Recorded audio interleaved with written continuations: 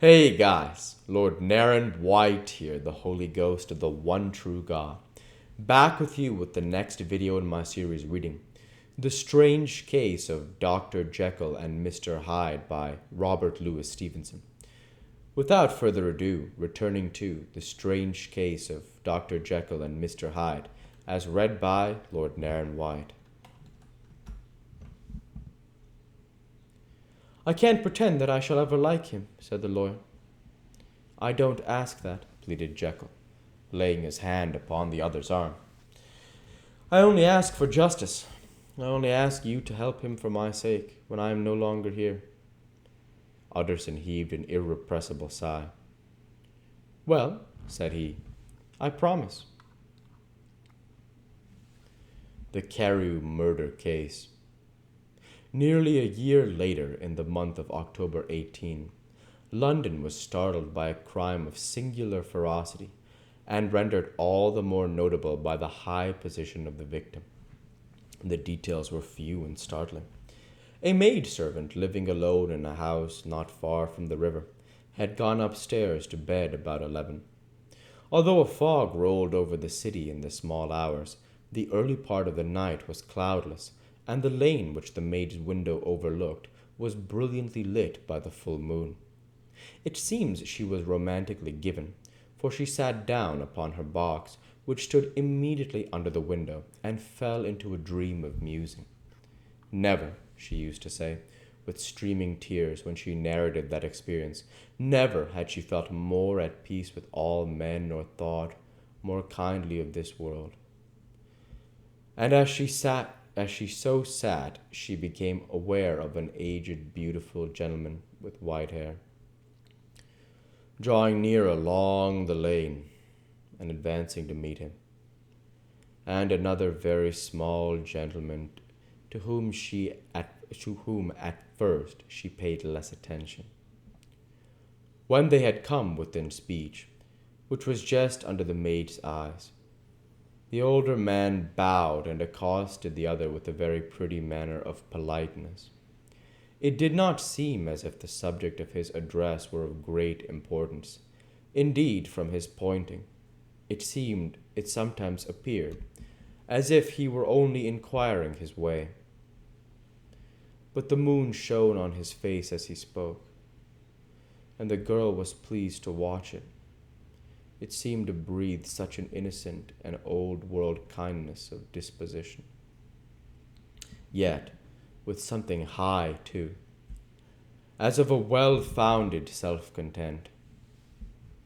Presently her eye wandered to the other, and she was surprised to recognize in him a certain Mr. Hyde, who had once visited her master, and for whom she had conceived a dislike. He had in his hand heavy cane, with which he was trifling, but he answered never a word, and seemed to listen with an ill-contained impatience. And then, all of a sudden, he broke out in a great flame of anger, stamping with his foot, brandishing the cane, and carrying on as the maid described it, like a madman. The old gentleman took a step back, with the air of one very much surprised and a trifle hurt, and at that Mr. Hyde broke out of all bounds and clubbed him to the earth. And next moment, with ape-like fury, he was trampling his victim underfoot and hailing down a storm of blows, under which the bones were audibly shattered, and the body jumped upon the roadway. At the horror of these sights and sounds, the maid fainted. It was 2 o'clock when she came to herself and called for the police. The murderer was gone long ago, but there lay his victim in the middle of the lane, incredibly mangled. The stick with which the deed had been done, although it was of some rare, very tough and heavy wood, had broken in the middle under the stress of the insensate cruelty, and one splintered half had rolled in the neighboring gutter. The other, without doubt, had been carried away by the murderer. A purse and gold watch were found upon the victim, but no cards or papers except a sealed and stamped envelope, which had been probably carrying to the post and which bore the name and address of Mr. Utterson. This was brought to the lawyer the next morning, before he was out of bed, and he had no sooner seen it and been told the circumstances than he shot out a solemn lip. "I shall say nothing till I have seen the body," said he. "This may be very serious. Have the kindness to wait while I dress." And with the same grave countenance, he hurried through his breakfast and drove to the police station, whither the body had been carried. As soon as he came into the cell, he nodded. "Yes," said he, "I recognize him. I am sorry to say this is Sir Danvers' carrier." "Good God, sir!" exclaimed the officer. "Is it possible?" And the next moment his eyes lighted up with professional ambition. "This will make a great deal of noise," he said, "and perhaps you can help us to the man." And he briefly narrated what the maid had seen and showed the broken stick. Mr. Utterson had already quailed at the name of Hyde, but when the stick was laid before him, he could doubt no longer. Broken and battered as it was, he recognized it for one that he had himself presented many years before to Henry Jekyll. "Is this Mr. Hyde a person of small stature?" he inquired. "Particularly small and particularly wicked-looking is what the maid calls him," said the officer. Mr. Utterson reflected, and then, raising his head, "If you will come with me in my cab," he said, "I think I can take you to his house." It was by this time about 9 in the morning and the first fog of the season.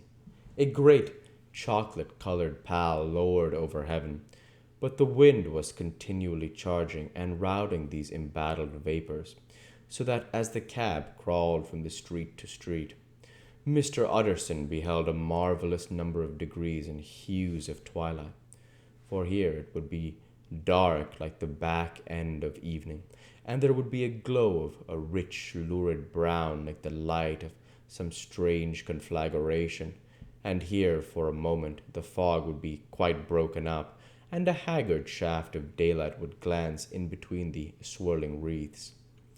The dismal quarter of Soho, seen under these changing glimpses, with its muddy ways and slatternly passengers, and its lamps, which had never been extinguished, or had been kindled afresh to combat this mournful reinvasion of darkness, seemed, in the lawyer's eyes, like a district of some city in a nightmare. The thoughts of his mind, besides, were of the gloomiest dye, and when he glanced at the companion of his drive, he was conscious of some touch of that terror of the law and the law's officers, which may at times assail the most honest. As the cab drew up before the address indicated, the fog lifted a little, and showed him a dingy street, a gin palace, a low French eating-house, a shop for the retail of penny numbers and 2-penny salads, many ragged children huddled in the doorways, and many women of many different nationalities passing out, key in hand, to have a morning class, and the next moment the fog settled down again upon that part, as brown as umber, and cut him off from his blackguardly surroundings. This was the home of Henry Jekyll's favorite, of a man who was heir to 250,000 sterling. An ivory-faced and silvery-haired old woman opened the door. She had an evil face, smoothed by hypocrisy, but her manners were excellent. Yes, she said, this was Mr. Hyde, but he was not at home. He had been in that night very late, but he had gone away again in less than an hour. There was nothing strange in that. His habits were very irregular, and he was often absent. For instance, it was nearly 2 months since she had seen him till yesterday. "We'll go ahead and stop there for today. As usual, I want to say thank you for watching, and I hope you enjoyed. Please like, comment, and subscribe, as it greatly helps the channel. Light be with you all. Take care, and thanks again.